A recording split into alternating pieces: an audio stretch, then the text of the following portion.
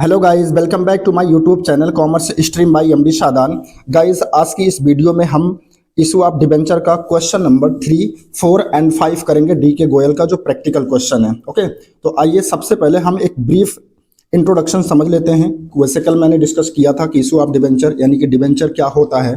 ठीक है, डिबेंचर का जो अकाउंटिंग ट्रीटमेंट होता है वो कैसे किया जाता है, सारी चीज़ें मैंने डिस्कस किया था। बट फिर भी आज एक ब्रीफ एक्सप्लेनेशन में दे देता हूँ आपको। देखो, चैप्टर का नाम क्या है गाइस? Issue of debentures. ठीक है, अब ये डिबेंचर्स का क्या मतलब होता है समझो। देखो, अगर हम बात करें एक कंपनी की, तो जो कंपनी होती है उसको फंड की रिक्वायरमेंट होती है। ठीक है, तो कंपनी फंड को रेज कहाँ से कर सकती है? मतलब यूं कहें कि जो सोर्सेज ऑफ फंड होता है किसी भी कंपनी के लिए वो क्या होता है? तो दो सोर्स होता है किसी भी कंपनी के लिए फंड को रेज करना। पहला होता है फ्रॉम इक्विटी। ठीक है, यानी कि शेयर को इशू करके फंड को रेज करना, है ना। जैसा कि पिछले वाले चैप्टर में आपने देखा था, जो इशू ऑफ शेयर्स का चैप्टर था, उसमें कंपनी अपने फंड को रेज करने के लिए क्या इशू करती थी? शेयर्स इशू करती थी। तो अगर कोई कंपनी शेयर्स को इशू करके फंड को रेज करती है तो उसका जो अकाउंटिंग ट्रीटमेंट होता है वो कैसे किया जाता है, डिटेल्ड में हमने उसका जो इंट्रोडक्शन था, ठीक है, उससे रिलेटेड जो क्वेश्चन थे, लगभग 60 से 65 क्वेश्चन हमने किए थे। तो आज हम इशू ऑफ शेयर के बारे में डिस्कस नहीं करने वाले हैं। आज हमारा क्योंकि जो चैप्टर है वो है इशू ऑफ डिबेंचर्स का। ठीक है, तो देखो, दूसरा सोर्स जो होता है गाइस, पहला सोर्स तो हो गया इक्विटी ऑफ शेयर, यानी शेयर्स को रेज करके फंड को रेज करना। लेकिन मैंने बताया था कि शेयर वाले चैप्टर में अगर आपने पढ़ा होगा टाइप्स ऑफ शेयर कैपिटल, तो उसमें एक कैपिटल होता है अथराइज्ड शेयर कैपिटल, जिसका मतलब होता है maximum capital of the company, जो सेबी के द्वारा अप्रूव्ड किया जाता है कि हाँ, आप कितना मैक्सिमम कैपिटल शेयर को इशू करके रेज कर सकते हैं पब्लिक से। ठीक है, जैसे मैंने एक एग्जांपल लिया था कि मान लो किसी कंपनी को 10 करोड़ की रिक्वायरमेंट है, तो वो सेबी के पास जाती है, ठीक है, अप्रूवल लेने के लिए कि सर क्या मैं 10 करोड़ रुपीस शेयर के माध्यम से पब्लिक से ले सकता हूँ पैसा। अगर जो सेबी है वो अप्रूव कर देती है कि हाँ, आप जो है मैक्सिमम 10 करोड़ रुपीस आप शेयर को इशू करके पब्लिक से ले सकते हैं। लेकिन क्या होगा अगर कोई कंपनी जो 10 करोड़ जिसको रिक्वायरमेंट थी फंड की, वो पूरा का पूरा 10 करोड़ रुपया शेयर को इशू करके पब्लिक से ले लिए, लेकिन उसके बाद भी कंपनी को फंड्स की रिक्वायरमेंट है, यानी अभी भी कंपनी को फंड की रिक्वायरमेंट है, मतलब 10 करोड़ जो चाहिए था वो तो कंपनी ने क्या किया, शेयर को इशू करके वो कंपनी ने रेज कर लिया, लेकिन इसके बाद भी अभी कंपनी को फंड की रिक्वायरमेंट है। तो अब जो एक्स्ट्रा फंड की रिक्वायरमेंट कंपनी के पास होती है गाइस, वो कहाँ से आएगा? तो कंपनी के पास बस एक ऑप्शन होता है, ठीक है, लोन लेना। यहाँ देखो लिखा ना, फ्रॉम डेट, यानी कि लोन लेना, जिसको हम डिबेंचर भी कहते हैं। अभी हम समझते हैं कि डिबेंचर क्या चीज़ होती है। तो कंपनी क्या करती है, पब्लिक से लोन लेती है। ठीक है, जैसे देखो यहाँ मैंने एक डायग्राम बनाया है आपको समझाने के लिए कि डिबेंचर क्या होता है। जैसे मान लो एक कंपनी है, कंपनी कौन होता है? जो इशूअर होता है, जो शेयर्स को या फिर डिबेंचर को इशू करते हैं उसको हम कंपनी कहते हैं, यानी कि इशूअर। ठीक है, और जिससे हम पैसा लेते हैं उसको हम क्या बोलते हैं? पब्लिक। ठीक है, शेयर के चैप्टर में अगर हम शेयर के थ्रू पब्लिक से पैसा ले रहे थे, तो जो शेयर के थ्रू जो पैसा ले रहे थे पब्लिक से, तो पब्लिक को क्या बोला जाता था? शेयर होल्डर बोला जाता था। लेकिन यहाँ इस चैप्टर में क्योंकि हम लोन लेंगे पब्लिक से, ठीक है, तो अगर पब्लिक किसी भी कंपनी को लोन प्रोवाइड कराती है, ठीक है, तो पब्लिक को क्या बोला जाएगा? डिबेंचर होल्डर बोला जाएगा, क्योंकि यहाँ पे हम क्या करेंगे? डिबेंचर को बेचेंगे, ना कि शेयर्स को। ठीक है, पिछले चैप्टर में हम शेयर्स को बेच रहे थे, शेयर्स को बेच करके फंड रेज कर रहे थे, तो इसीलिए पब्लिक को क्या बोला जाता था? शेयर होल्डर, जो कि कंपनी के ओनर भी हुआ करते हैं। लेकिन यहाँ पे हम क्योंकि फंड कंपनी जो है पब्लिक से लोन ले रही है, ठीक है, और पब्लिक फर्म क्या नाम है, कंपनी को लोन प्रोवाइड करा रही है, तो इसीलिए यहाँ पे पब्लिक को क्या बोला जाएगा? डिबेंचर होल्डर बोला जाएगा, ना कि शेयर होल्डर। और शेयर होल्डर मैंने बताया था कि कंपनी के ओनर होते हैं, लेकिन डिबेंचर होल्डर कंपनी के ओनर नहीं होते, बल्कि ये क्रेडिटर होते हैं, क्रेडिटर। ठीक है, और ये कंपनी की एक लाइबिलिटी होती है। डिबेंचर जो होता है ये कंपनी की एक लाइबिलिटी होती है। तो देखो, जैसे मान लो एक कंपनी है, उसने क्या किया? पब्लिक से लोन लिया। ठीक है, पब्लिक से लोन लिया, मान लो, चलो छोड़ो, अमाउंट नहीं देते हैं, कुछ भी लोन लिया। ठीक है, बहुत सारी पब्लिक से उनसे कंपनी क्या करती है? लोन लेती है। तो अगर हम पब्लिक यानी कंपनी जो है अगर पब्लिक से लोन लेती है, तो पब्लिक को विश्वास दिलाने के लिए, ठीक है, कि पब्लिक से हमने लोन लिया है, मतलब पब्लिक जो है वो कंपनी से कहती है कि सर हम आपको लोन तो दे रहे हैं, लेकिन क्या प्रमाण है, क्या प्रमाण रहेगा कि हमने आपको लोन दिया है? तो इसके लिए कंपनी क्या करती है? एक सर्टिफिकेट इशू करती है। एक सर्टिफिकेट इशू करती है किसको? डिबेंचर होल्डर्स को, यानी कि पब्लिक को। और उस सर्टिफिकेट में कुछ बातें, कुछ टर्म्स एंड कंडीशंस लिखी होती हैं। वो क्या होती हैं? तो देखो, एक कागज का टुकड़ा होता है, सर्टिफिकेट का मतलब कंपनी एक कागज का टुकड़ा प्रोवाइड कराती है पब्लिक को, और इस कागज के टुकड़े में यानी कि इस सर्टिफिकेट में क्या लिखा होता है, एक तो फेस वैल्यू यानी पब्लिक से हम कितना अमाउंट ले रहे हैं, दूसरा इस सर्टिफिकेट में लिखा रहता है टेन्योर। टेन्योर का मतलब होता है समय अवधि, यानी कि हम पब्लिक से कितने साल के लिए लोन ले रहे हैं या फिर पब्लिक हमें कितने साल के लिए लोन प्रोवाइड कर रही है। तो कोई कुछ भी हो सकता है, 10 साल 15 साल के लिए, ठीक है। तो जो भी टेन्योर होता है वो भी इसमें लिखा रहता है कि हम आपको कितने साल के बाद पैसा रीपे करेंगे, तो वो समय अवधि क्या होगी वो भी इस सर्टिफिकेट में लिखी रहती है।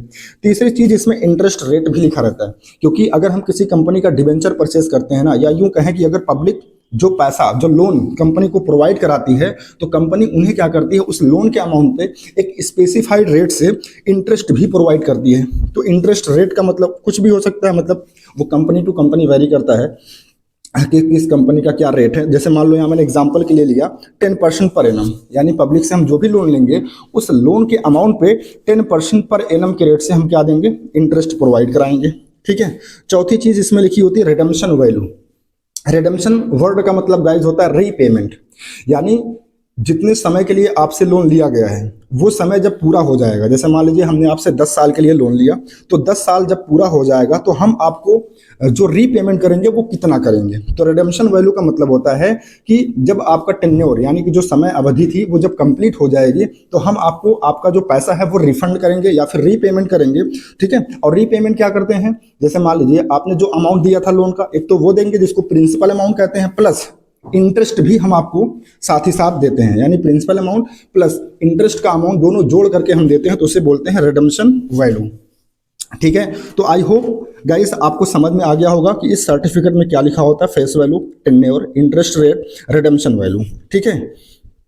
अच्छा, दूसरी चीज, एक चीज और समझो, ये जो 10% का रेट लिखा हुआ है ना गाइस, इसी का एक दूसरा नाम भी होता है, दैट इज कूपन रेट। अगर आपसे कोई पूछे कि इंटरेस्ट रेट का दूसरा नाम क्या होता है तो उसे कूपन रेट कहते हैं। और दूसरी चीज कि जो डिबेंचर्स होता है, जो डिबेंचर्स वर्ड है, ठीक है, इसको हम एक और नाम से जाते हैं, दैट इज बॉन्ड, ठीक है। तो बॉन्ड का ही दूसरा नाम क्या होता है, डिबेंचर्स, या डिबेंचर्स का ही दूसरा नाम क्या होता है, बॉन्ड, ठीक है। तो ये जो सर्टिफिकेट, ये जो एक्नॉलेजमेंट का मतलब कंपनी इस बात का प्रमाण देती है पब्लिक को कि हाँ भाई हमने आपसे बोरोइंग किया है, हमने आपसे लोन लिया है। तो इस बात का प्रमाण देने के लिए कंपनी क्या करती है, पब्लिक को एक सर्टिफिकेट बना के देती है, और यही सर्टिफिकेट क्या कहलाता है गाइस, डिबेंचर कहलाता है। क्या कहलाता है, डिबेंचर, ठीक है। तो डिबेंचर कोई फिजिकल चीज नहीं होती, बस एक कागज का टुकड़ा होता है, एक सर्टिफिकेट होता है, और इसी सर्टिफिकेट को हम क्या बोलते हैं, डिबेंचर, जो कि कंपनी के लिए एक एक्नॉलेजमेंट होता है, एक प्रमाण होता है कि हाँ हमने किसी से यानी कि पब्लिक से लोन लिया है, ठीक है। तो आई होप आपको डिबेंचर वर्ड का मतलब समझ में आ गया होगा। आइए इसकी डेफिनेशन देख लेते हैं। तो देखो यहाँ पे मैंने डेफिनेशन भी लिख रखा है। तो डिबेंचर का मतलब होता है, मीनिंग ऑफ डिबेंचर कह रहा है कि डिबेंचर इज रिटन इंस्ट्रूमेंट और डॉक्यूमेंट। तो डिबेंचर क्या है गाइस, एक रिटन इंस्ट्रूमेंट है। ये डिबेंचर क्या है, एक रिटन इंस्ट्रूमेंट है या फिर एक रिटन डॉक्यूमेंट्स है। आगे कह रहा है इशूड बाय द कंपनी, जो किसके द्वारा इशू किया जाता है, कंपनी के द्वारा। और देखो यहाँ पे मैंने हाईलाइट भी किया है, एक्नॉलेजिंग द बोरोइंग्स यानी कि डेट्स, यानी कंपनी इस बात का प्रमाण देती है कि हाँ हमने आपसे लोन लिया है, मतलब कि पब्लिक से लोन लिया है। आगे कह रहा कि the terms of repayment, principal and payment of interest at a specified rate as stated in the document, यानी इस डॉक्यूमेंट में ये भी लिखा रहता है कि जब हम आपका रिडम्पशन करेंगे, यानी कि जब हम आपका रीपेमेंट करेंगे, तो आपको हम प्रिंसिपल अमाउंट प्लस इंटरेस्ट दोनों प्रोवाइड कराएंगे, ठीक है। और जो इंटरेस्ट देंगे वो भी एक स्पेसिफाइड रेट से देंगे। ये सारी बातें इस डिबेंचर में यानी कि इस सर्टिफिकेट में लिखी हुई होती हैं। तो ये जो सर्टिफिकेट होता है गाइज, यही क्या कहलाता है, डिबेंचर कहलाता है। ओके ओके इसके बाद देखो एक टर्मिनोलॉजी है, that is meaning of trust deed, यानी ट्रस्ट डीड का क्या मतलब होता है। तो इसको हम सबसे पहले एक फ्लो चार्ट से समझते हैं, फिर आपको डेफिनेशन पढ़ के सुनाते हैं। तो देखो जैसे मान लो एक कंपनी है, तो कंपनी क्या करती है भाई, डिबेंचर होल्डर से यानी कि पब्लिक से बोरोइंग करती है, यानी कि लोन लेती है, ठीक है। लेकिन अब जैसे मान लो बहुत सारी पब्लिक ऐसी भी हो सकती है जो कंपनी के ऊपर फेथ नहीं है, कंपनी के ऊपर विश्वास नहीं है। तो कंपनी कहती है ठीक है कोई बात नहीं, अगर आपको मेरे ऊपर विश्वास नहीं है तो लो मैं 2 जन को अपॉइंट कर दे रहा हूँ। जैसे मान लो एक लोग ये हो गए, ठीक है, और एक बंदा ये होगा, इनका अलग अलग कुछ भी नाम हो सकता है। तो ये कंपनी कुछ लोगों को क्या करती है, अपॉइंट कर देती है। और ये जो लोग अपॉइंट किए जाते हैं इनको ट्रस्टीज बोला जाता है। ठीक है। अब इस ट्रस्टीज का क्या काम होता है, तो इस ट्रस्टीज का काम ये होता है कि ये इनको जो है कुछ पावर, कंपनी के द्वारा कुछ पावर प्रोवाइड कराई जाती है। सर पावर क्या होती है गाइस, वो आपके सिलेबस से बाहर है, ये चीज आपसे एग्जाम में नहीं पूछा जाएगा कि ट्रस्टीज की पावर क्या होती है। ठीक है, बस इतना समझो कि ट्रस्टीज को कुछ पावर दी जाती है जिससे ये ट्रस्टीज क्या कर सकते हैं, जो डिबेंचर होल्डर होते हैं उनके इंटरेस्ट को प्रोटेक्ट करते हैं। ठीक है, तो देखो यहाँ पे लिखा हुआ ना कि to protect interest of debenture holders, यानी डिबेंचर्स के साथ कोई गड़बड़ी ना हो पाए, कोई फ्रॉड ना हो पाए, इस चीज से, इस असुविधा से बचने के लिए कंपनी क्या करती है, कुछ पर्सन्स को अपॉइंट कर देती है और ये क्या करते हैं, पब्लिक के जो इंटरेस्ट हैं, ठीक है, उनको प्रोटेक्ट करके रखती है, यानी कोई भी गड़बड़ी नहीं होने देती है। तो इससे जो पब्लिक होती है ना, इनका भरोसा और ज़्यादा बढ़ जाता है कंपनी के ऊपर कि चलो अगर कंपनी साथ नहीं देगी तो फिर हमारे लिए ये दो पर्सन है। ठीक है, तो ट्रस्टीज का काम क्या होता है कि इनको कुछ पावर मिली हुई होती है, ये कंपनी के साथ कुछ एग्रीमेंट करते हैं। ठीक है, एग्रीमेंट का मतलब होता है कि क्या क्या पावर ये गेन कर सकते हैं, किस किस पावर का ये इस्तेमाल कर सकते हैं, एक डॉक्यूमेंट पे लिखवा लेते हैं ये लोग। ठीक है, और ये जो डॉक्यूमेंट होता है जिसमें सारी पावर्स लिखी रहती हैं ट्रस्टीज की, ताकि वो डिबेंचर होल्डर के इंटरेस्ट को प्रोटेक्ट कर सकें, उसे बोला जाता है debenture trust deed. I hope आपको समझ में आ गया होगा कि डिबेंचर ट्रस्ट डीड का क्या मतलब होता है। तो debenture trust deed is nothing guys, बस ये क्या होते हैं कि जो ट्रस्टीज होते हैं, ठीक है, जो किस लिए अपॉइंट किए जाते हैं, ताकि वो डिबेंचर होल्डर के इंटरेस्ट को प्रोटेक्ट कर सके, उनको जो पावर मिली हुई होती है, ठीक है, ये सारी चीजें एक सर्टिफिकेट पे बना के इनको दी जाती हैं। और यही जो सर्टिफिकेट होता है, जो पावर होती है, इन्हीं को बोलते हैं डिबेंचर ट्रस्ट डीड। इसी के अकॉर्डिंग ये क्या करते हैं, कंपनी से डील करते हैं। कंपनी के साथ अगर कंपनी इसके अगेंस्ट जाती है, ठीक है, तो ये क्या करते हैं, केस भी कर सकते हैं कंपनी के ऊपर। ठीक है, तो कुल मिला के इनका काम बस इतना होता है कि डिबेंचर होल्डर के साथ कोई भी फ्रॉड ना हो पाए। ठीक है, तो इससे क्या होता है कि जो पब्लिक होती है उनका फेथ और ज्यादा कंपनी के ऊपर बढ़ जाता है। तो आइए अब इसको हम देखो रीड करके दिखा देते हैं। यहाँ लिखा हुआ मीनिंग ऑफ ट्रस्ट डीड, लिखा है इसमें, company issuing debentures to the public is required to appoint trustees and execute a trust deed. ठीक है, मतलब कंपनी एक ट्रस्टीज अपॉइंट करती है जो क्या करते हैं, ट्रस्ट डीड को एग्जीक्यूट करते हैं। It is the responsibility of trustees, trustees की ये रिस्पॉन्सिबिलिटी होती है to protect the interest of debenture holder, ताकि वो डिबेंचर होल्डर्स के इंटरेस्ट को क्या कर सकें, प्रोटेक्ट कर सकें। मतलब उनके साथ अगर कोई गड़बड़ी हो रही है, ठीक है, तो उसके साथ न्याय कर सकें। ठीक है, और कैसे कर सकें, थ्रू द पावर्स, उनको जो पावर मिली है उस पावर का इस्तेमाल करके, guaranteed by the trust deed, जो ट्रस्ट डीड में गारंटेड होती हैं, लिखी हुई होती हैं। तो आई होप गाइस आपको समझ में आ गया होगा कि मीनिंग ऑफ ट्रस्ट डीड यानी ट्रस्ट डीड का मतलब क्या होता है। वैसे ये आपके नॉलेज के लिए इंपॉर्टेंट है, एग्जाम में आपसे यहाँ से क्वेश्चन नहीं पूछा जाएगा। ठीक है, तो डोंट वरी। आइए इसके बाद हम बात करते हैं, अगर हम बात करें अकाउंटिंग की, जैसे हमने शेयर इशू ऑफ शेयर की अकाउंटिंग हमने देखा कि जब कंपनी शेयर्स को इशू करती है तो उसकी अकाउंटिंग क्या होती है, उसकी जो जर्नल एंट्री होती है वो कैसे की जाती है। तो बिल्कुल सेम, लगभग 99% मैं कह सकता हूं कि जैसे शेयर्स के चैप्टर्स में जो अकाउंटिंग ट्रीटमेंट हुआ करता था, उसी तरीके से इशू ऑफ डिबेंचर यानी डिबेंचर के केस में भी सारा अकाउंटिंग ट्रीटमेंट लगभग सेम है। कुछ अलग है, जो अलग है वो चीज़ें भी मैं एक्सप्लेन करूंगा। तो आइए देखिए, इशू ऑफ डिबेंचर्स की अगर हम बात करें तो इसको 3 तरीके से कंपनी इशू कर सकती है। एक तो फॉर कैश। फॉर कैश का क्या मतलब होता है गाइस, फॉर कैश का मतलब होता है कि कंपनी आपसे लोन लेगी, मतलब कैश लेगी, और बदले में आपको डिबेंचर इशू करके देगी। ठीक है, लेकिन अगर कंपनी मान लो फॉर कैश इशू करती है तो ये 3 तरीके से हो सकता है। एट पार यानी issue of debenture for cash at par, ठीक है, at premium, at discount. Guys ये सारी चीज़ें आपने शेयर्स के भी चैप्टर में पढ़ रखा है कि शेयर्स को भी जब कंपनी फॉर कैश इशू करती है तो वो 3 तरीके से हो सकता है, मतलब उसकी 3 वैल्यू हो सकती है। एट पार पे इशू किया जा सकता है, at premium and at discount. At par का मतलब क्या होता है गाइस कि डिबेंचर का जो फेस वैल्यू होगा ना, उसी फेस वैल्यू पे डिबेंचर्स को कंपनी क्या करेगी, सेल करेगी पब्लिक को। यानी जैसे मान लो अगर एक डिबेंचर की फेस वैल्यू 100 है और आपको 100 में ही बेचा जा रहा है तो इसे बोलते हैं issue of debenture at par. ठीक है, दूसरा होता है एट प्रीमियम। तो प्रीमियम का मतलब क्या होता है, कंपनी जो एक्स्ट्रा अमाउंट लेती है, जैसे मान लो किसी कंपनी का जो फेस वैल्यू वो 100 है, लेकिन आपसे एक डिबेंचर का जो पैसा लिया जा रहा है वो 120 लिया जा रहा है, तो 20 रुपया जो एक्स्ट्रा लिया जा रहा है, इस 20 रुपये को यानी जो एक्स्ट्रा अमाउंट कंपनी ले रही है इसको बोलते हैं प्रीमियम। और डिस्काउंट का मतलब होता है छूट पे, यानी 100 रुपये का डिबेंचर कंपनी अगर आपको 80 में दे रही है यानी 20 रुपया कम ले रही है तो उसको बोलते हैं एट डिस्काउंट। अब सर इसकी अकाउंटिंग ट्रीटमेंट क्या होगी, इसकी जर्नल एंट्री क्या होगी, तो देखो यहाँ पे लिखा हुआ कि सेम जस्ट लाइक शेयर, जैसे आप शेयर में करते थे बिल्कुल उसी तरीके से करना है, कोई चेंजेस नहीं करने हैं। ठीक है, जो चेंजेस करने हैं वो अभी मैं आपको बता दे रहा हूँ। दूसरा तरीका होता है गाइज शेयर्स को इशू करने का for consideration other than cash, यानी कैश के अलावा कंपनी जो है डिबेंचर को इशू करती है। जैसे प्रमोटर्स को, भाई प्रमोटर्स क्यों क्यों करेगी, क्योंकि प्रमोटर्स क्या होते हैं, किसी भी कंपनी को बनाने में शुरुआत में इनका बहुत बड़ा योगदान होता है। ठीक है, मतलब किसी भी कंपनी को इनकॉर्पोरेट करने में इनका बहुत बड़ा हाथ होता है प्रमोटर्स का। तो ये अपनी सर्विसेज देते हैं एक कंपनी को बनाने में, तो इनके सर्विसेज के बदले कंपनी इनको पैसा ना देकर के डिबेंचर इशू कर देती है। ठीक है, दूसरा अंडर राइटर्स। अंडर राइटर्स का क्या मतलब होता है, अंडर राइटर्स का मतलब होता है जैसे बहुत सारी कंपनियां जब डिबेंचर्स को इशू करती हैं तो उसका एक मिनिमम सब्सक्रिप्शन होता है कि भाई इतना कम से कम डिबेंचर या फिर शेयर इशू हो जाने चाहिए। तो कंपनी को डर होता है कि यार अगर जैसे शेयर की बात करें तो उसमें 90% होता है, अगर कंपनी जितना भी शेयर इशू करती है उसका 90% सब्सक्रिप्शन आना चाहिए, लेकिन अगर उससे कम आ गया तो कंपनी को क्या करना पड़ेगा, रिफंड करना पड़ेगा। तो इस बात की डर कंपनी को बनी रहती है।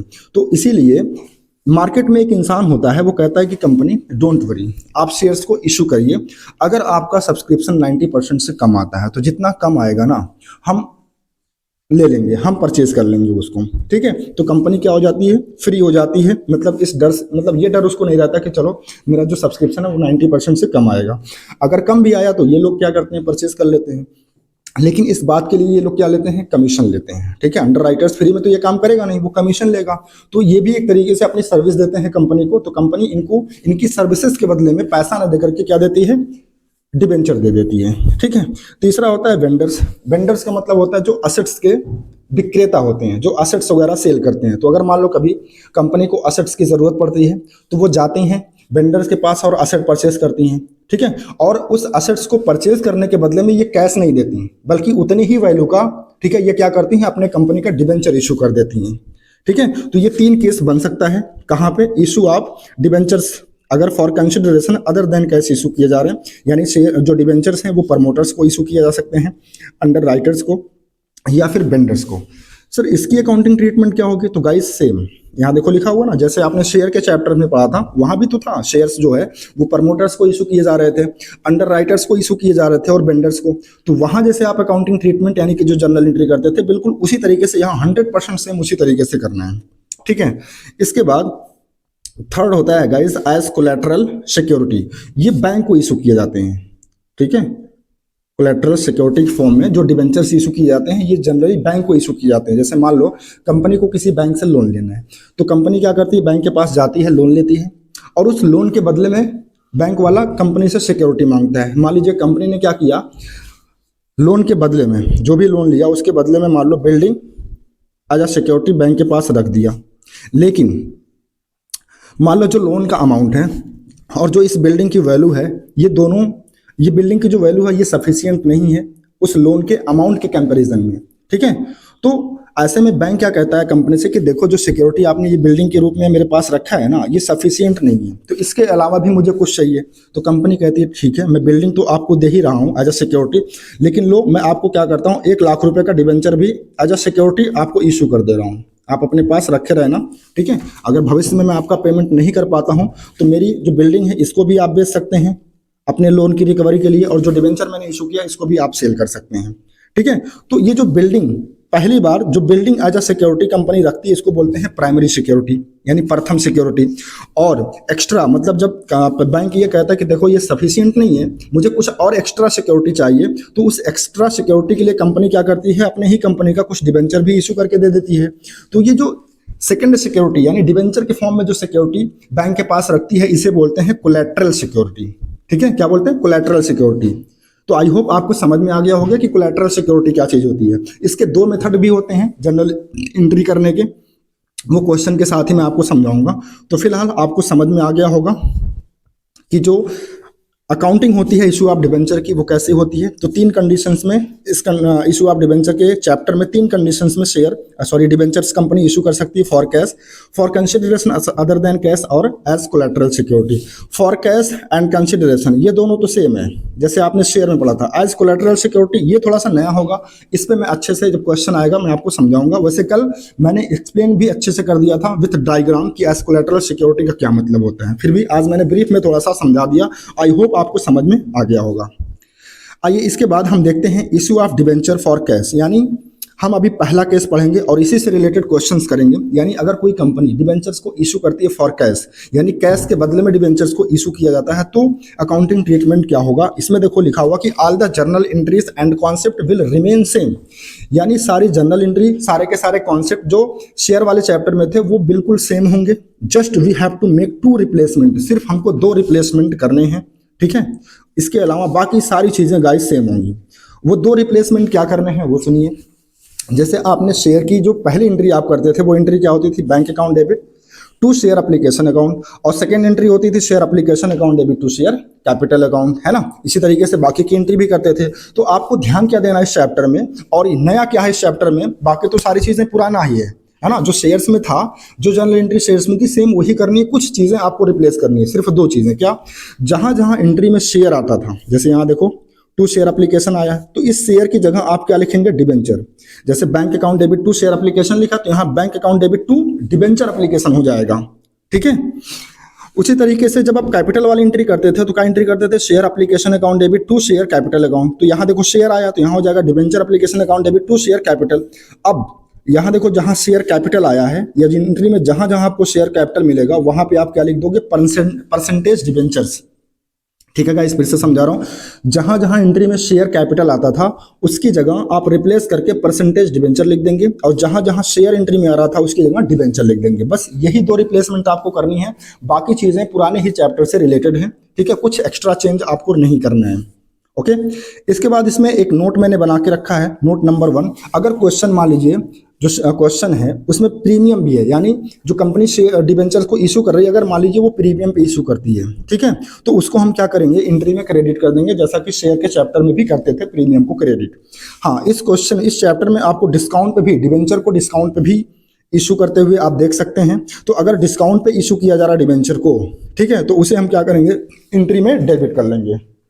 बाकी सारी चीजें सेम हैं, ठीक है। आइए आज का हम क्वेश्चन करते हैं। जैसा कि कल की वीडियो में मैंने क्वेश्चन नंबर 2 तक कर लिए थे डी के गोयल के, ठीक है, प्रैक्टिकल जो क्वेश्चंस हैं। आज हम 3 करेंगे, 3, 4 एंड 5 करेंगे। तो सबसे पहले हम क्वेश्चन नंबर 3 को देख लेते हैं। इसमें कह रहा कि कमल लिमिटेड इशूड 5012% डिबेंचर्स। गाइज ये 12% क्या है? रेट ऑफ इंटरेस्ट, है ना, ऑफ ₹100 ईच, यानी ये डिबेंचर की जो एक डिबेंचर की जो फेस वैल्यू वो 100 है। और मैं एक चीज बता दूं, डिबेंचर की जो मिनिमम फेस वैल्यू होती है वो 100 ही होती है। जैसा कि शेयर में मिनिमम फेस वैल्यू क्या होती थी? ₹10। तो अगर कभी भी क्वेश्चन में फेस वैल्यू नहीं दिया है तो आप क्या मानकर चलोगे, क्या एज्यूम करके चलोगे कि एक डिबेंचर की वैल्यू जो है वो कितनी है? 100 है, ठीक है।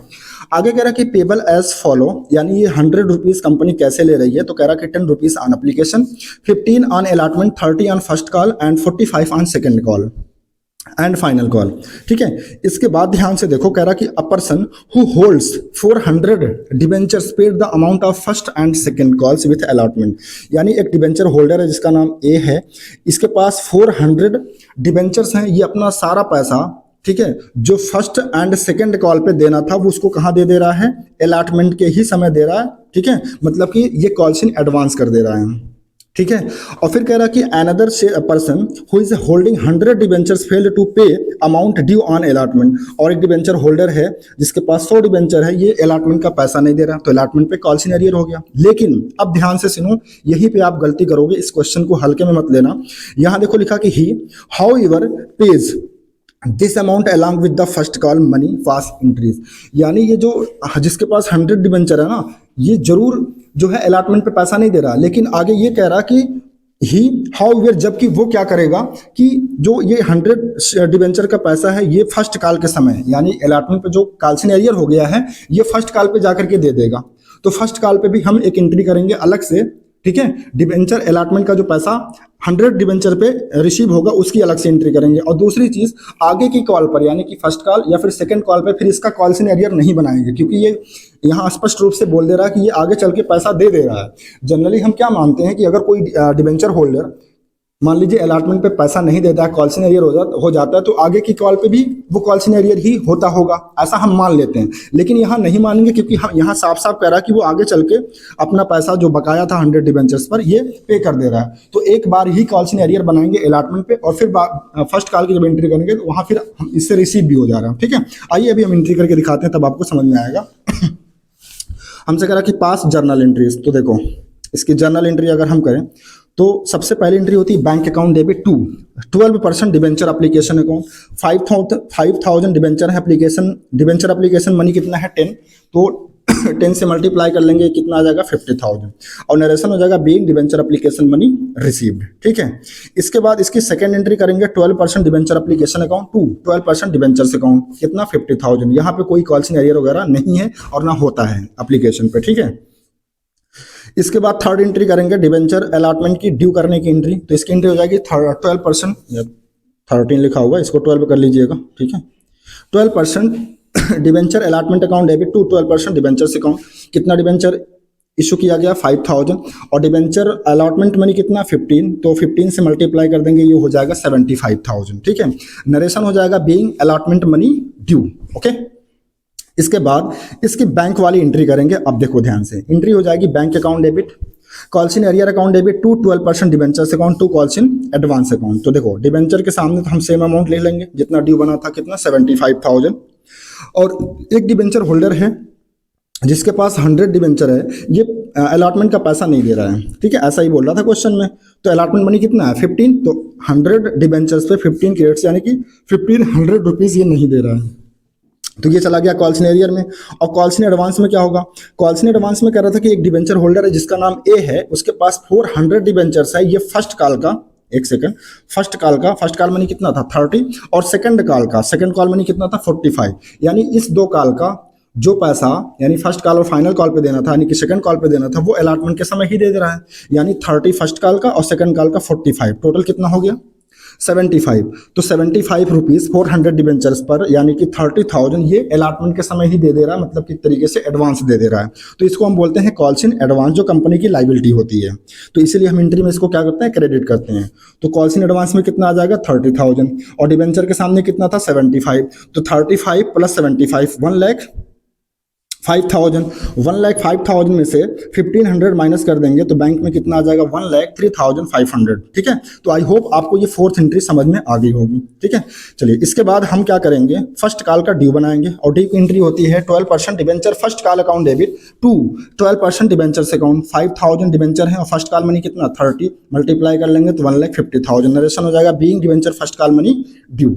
ठीक है, इसके बाद इसकी बैंक वाली एंट्री करेंगे और एंट्री हो जाएगी बैंक अकाउंट डेबिट, और यहाँ पे अब देखो क्या करेंगे, कॉल इन एडवांस को डेबिट करेंगे, क्योंकि एडजस्ट करना पड़ेगा भाई। यहाँ पे उसने फर्स्ट कॉल का पैसा 30 रुपया दे दिया था, अलॉटमेंट पे ही एडवांस दे दिया था, अब यहाँ पे कंपनी इसको एडजस्ट करेगी, इसलिए हम यहाँ पे कॉल इन एडवांस को क्या कर देंगे, डेबिट कर देंगे। भाई यहाँ लाइबिलिटी क्रिएट हो गई थी, लेकिन अब वो पैसा क्योंकि एडजस्ट होगा तो लाइबिलिटी खत्म हो जाएगी, तो लाइबिलिटी का खत्म होना मतलब डिक्रीज होना, और जब लाइबिलिटी डिक्रीज होती है तो उसको हम क्या करते हैं, एंट्री में डेबिट करते हैं, तो इसलिए यहाँ पे कॉल इन एडवांस को डेबिट किया जाएगा।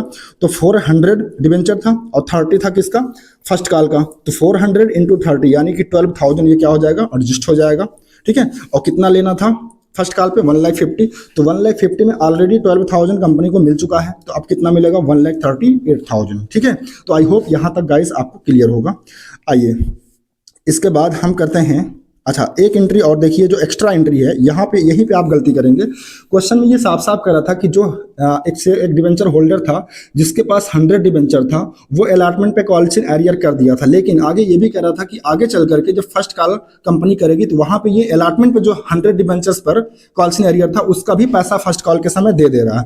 तो यहाँ एक एंट्री और एक्स्ट्रा कर लेंगे, bank account debit to 12% debenture allotment account, यहाँ फर्स्ट कॉल मत लिखना क्योंकि ये पैसा अलॉटमेंट का वो दे रहा है। ठीक है, तो bank account debit to 12% debenture allotment account, 100 debenture था उसके पास। ठीक है, और किसका पैसा देना था, अलॉटमेंट का, अलॉटमेंट मनी कितना था 15, तो 100 इंटू 15 यानी 1,500 रुपया जो अलॉटमेंट पे कॉल इन एरियर था वो फर्स्ट कॉल के समय दे रहा है। ठीक है, तो आई होप आपको समझ में आ गया होगा। ओके, चलिए इसके बाद नेक्स्ट हम सेकंड एंड फाइनल कॉल की एंट्री करेंगे। सबसे पहले ड्यू बनाएंगे 12% debenture second and final call account debit to 12% debentures account. 5000 debentures थे, 45 second and final call money है, इसको मल्टीप्लाई कर लेंगे तो 2,25,000 हो जाएगा। ठीक है, नरेशन हो जाएगा being second and final call money due, यहाँ ड्यू लिखिएगा, ठीक है, क्योंकि ये ड्यू की एंट्री है। इसके बाद इसकी बैंक वाली एंट्री करेंगे, बैंक अकाउंट डेबिट। अब यहाँ भी कॉल्स इन एडवांस को डेबिट करना पड़ेगा क्योंकि सेकंड एंड फाइनल कॉल का भी एडवांस वो अलॉटमेंट पे दे दिया था जिसके पास 400 डिबेंचर्स थे। तो calls in advance account debit to debentures account, कितना ड्यू बना है 2,25,000। और सेकंड एंड फाइनल कॉल का कितना एडवांस था 400 डिबेंचर का 45 के रेट से यानी कि 18,000, ये माइनस हो जाएगा तो बैंक में कितना आ जाएगा 2,07,000। ठीक है, तो आई होप गाइस आपको ये क्वेश्चन समझ में आ गया होगा। अगर कोई भी दिक्कत हो रही है, कोई भी डाउट आ रहा मन में, तो इसी वीडियो को दोबारा आप क्या करेंगे देख लेंगे, आपको सारी चीजें समझ में आ जाएंगी। आइए आज का नेक्स्ट क्वेश्चन करते हैं, दैट इज क्वेश्चन नंबर 4। और ये जो क्वेश्चन है गाइज ये प्रीमियम वाला है। ठीक है, जैसे मैंने कहा था ना कि कंपनी डिबेंचर्स को फॉर कैश तो इशू करती है लेकिन उसमें भी 3 वैल्यू होती है, at par, at premium, at discount. तो एट पार वाला तो कर लिया, अब यहां से हम देखेंगे एट प्रीमियम, यानी अगर जो कंपनी है वो डिबेंचर को प्रीमियम पे इशू कर रही है, यानी 100 का डिबेंचर मान लो 120 में दे रही है तो 20 रुपीज जो एक्स्ट्रा ले रही है, दैट इज कॉल्ड प्रीमियम। ठीक है, चलो इसमें कह रहा कि sunflower limited issued 4,008% debentures, 4,008% debentures of ₹200 each. अच्छा, एक डिबेंचर कितने का होगा 200 का, ये डिबेंचर की फीस वैल्यू हो गई। एट अ प्रीमियम ऑफ 6%, मेरे भाई 6% प्रीमियम भी है, तो 200 का 6% होता है 12। 200 का 6% कितना होता है 12, यानी कंपनी डिबेंचर कितने में इशू कर रही है, एक डिबेंचर 212 में, 212 रुपए का एक डिबेंचर इशू कर रही है। आगे कह रहा कि पेबल एज ₹80 ऑन एप्लीकेशन, इसमें से 80 एप्लीकेशन पे हो गया एंड 120 ऑन अलॉटमेंट। ठीक है, अच्छा प्रीमियम किस पे लिया जा रहा है, ये तो दिया ही नहीं है, तो किस पे मानते हैं अलॉटमेंट पे। इसका मतलब ये जो 132 अलॉटमेंट पे कंपनी मांग रही है ना, ये क्या है, ये है गाइस आपका, इसमें 12 रुपीज प्रीमियम का भी होगा तो कैपिटल का कितना हो जाएगा 120।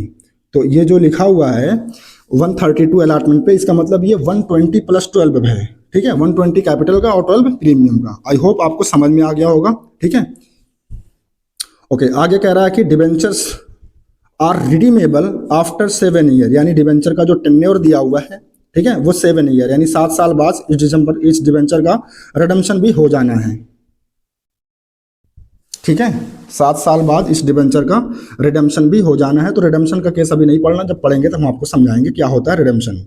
ओके, आइए इसकी एंट्री करते हैं। सबसे पहले हम पहले एंट्री करेंगे bank account debit to 8% debenture application account. ठीक है, कितने डिबेंचर्स इशू हुए थे 4,000, एप्लीकेशन मनी कितना 80, मल्टीप्लाई कर लेंगे 3,20,000। नरेशन हो जाएगा being debenture application money received.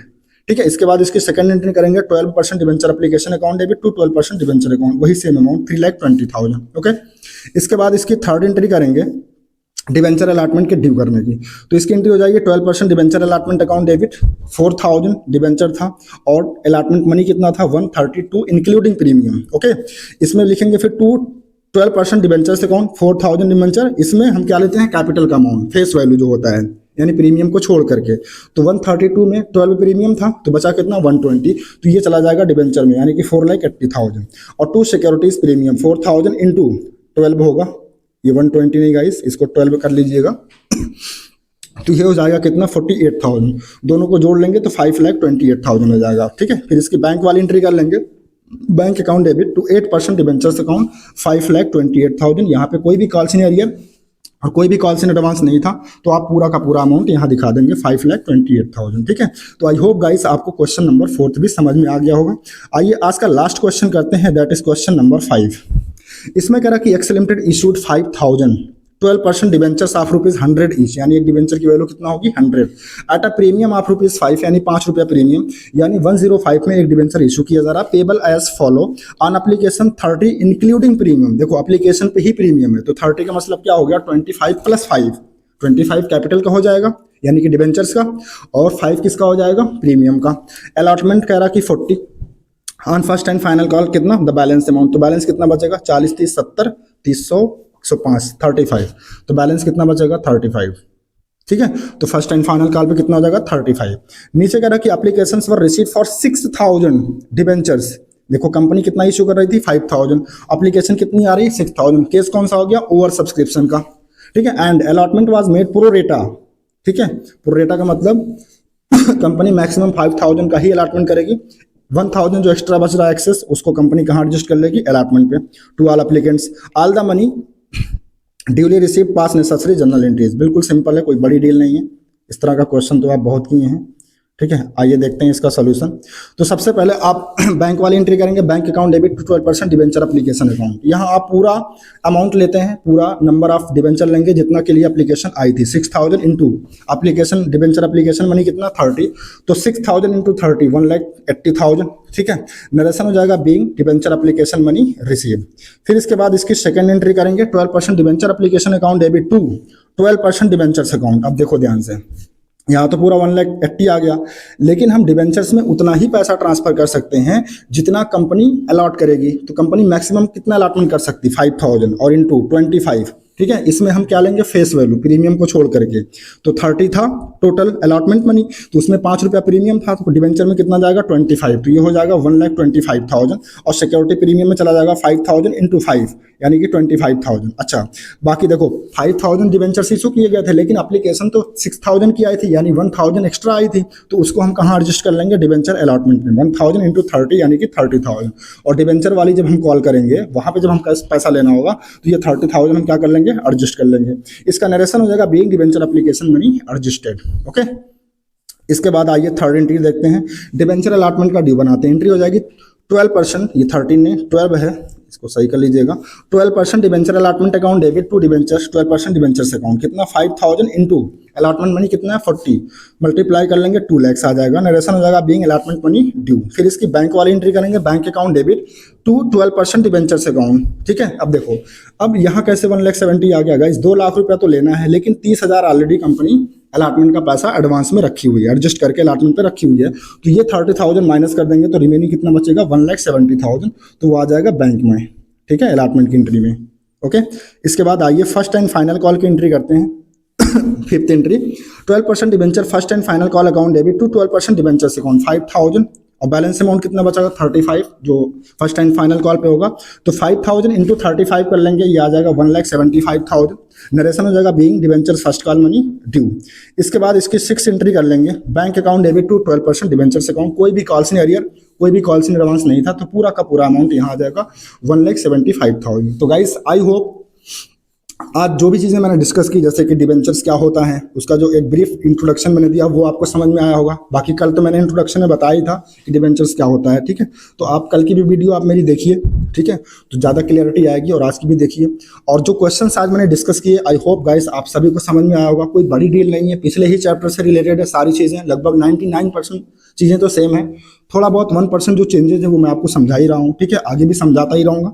तो बहुत ही इजी चैप्टर है शेयर्स और डिवेंचर्स। इनका वेटेज भी काफ़ी अच्छा है और आसान भी है, तो आप अच्छे से पढ़िए, एक एक क्वेश्चंस को बारीकी से समझिए, ठीक है। आपका बहुत अच्छा नंबर अकाउंट्स में आएगा, मैं इस बात की गारंटी आपको देता हूँ, ठीक है। हाँ, एक चीज़ और, अगर आप मेरा जो शेयर वाला चैप्टर है, अगर आप वो अब तक नहीं देखें, तो उसके लिए मैं गाइस आपकी सुविधा के लिए एक प्लेलिस्ट बना दिया हूं, जहां पे मैं सारे क्वेश्चंस को, लगभग जो 60-65 क्वेश्चंस मैंने किए थे डीके गोयल की बुक से, ठीक है, प्रैक्टिकल का, वो आप सीक्वेंस वाइज अगर देखना चाहते हैं तो आप मेरी प्लेलिस्ट को फॉलो कर सकते हैं। इसी तरीके से मैंने डिवेंचर्स का भी प्लेलिस्ट बना दिया है, ठीक है, तो वहां से भी आप जा करके सीक्वेंस वाइज क्वेश्चंस को देख सकते हैं, ठीक है। अगर कोई क्वेरी है गाइस आपके मन में या कोई डाउट है, तो आप प्लीज़ हमको कमेंट करके ज़रूर बताएं, ठीक है। हमारा इसी नाम से जो हमारा यूट्यूब चैनल है, कॉमर्स स्ट्रीम बाय एमडी साधन, इसी नाम से गाइस हमारा टेलीग्राम चैनल है।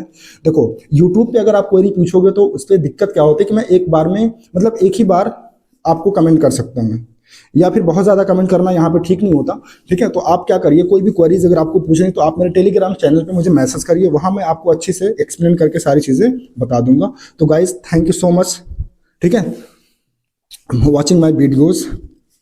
आज के लिए बस इतना ही गाइस, थैंक यू।